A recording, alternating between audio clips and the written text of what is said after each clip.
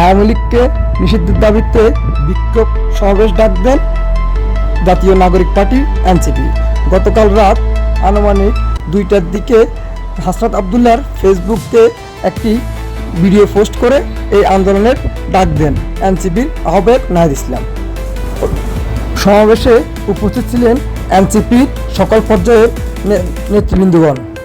বিক্ষোভ সমাবেশে আসা বিভিন্ন শ্রেণী পেশার মানুষদের সাথে গণমাধ্যম কর্মী কথা বলার পরে তারা কি বলছে। সমাবেশে আসছেন, কি দাবি আপনাদের? আমাদের দাবি খালেদা জিয়া বুঝি না।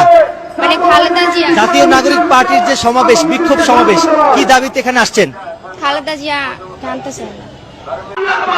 সমাবেশে কি দাবিতে এখানে আসছেন আপনারা? হাসান ভাই, হাসান। আপনাদের দাবি কি? আমাদের দাবি হাসান ভাই। কোথা থেকে আসছেন আপনারা? আমরা এসে বাংলা বাজার থেকে। কেন আসছেন আজকে, কি দাবি নিয়ে আসছেন? ওই কার জানি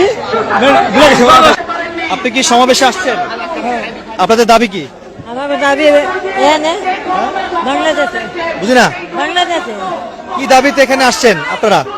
ভাই নাম ভুলে গেছি যে ভাই ভাষণ দিতে ওই ভাই। সমাবেশে আসছেন, আপনাদের দাবি কি? আমি তো কিছু বলতে পারি না। আপনারা কি সমাবেশে আসছেন? সমাবেশে আসছেন, জি। দাবি কি আপনাদের? কি দাবিতে এই বিক্ষোভ সমাবেশ করছেন?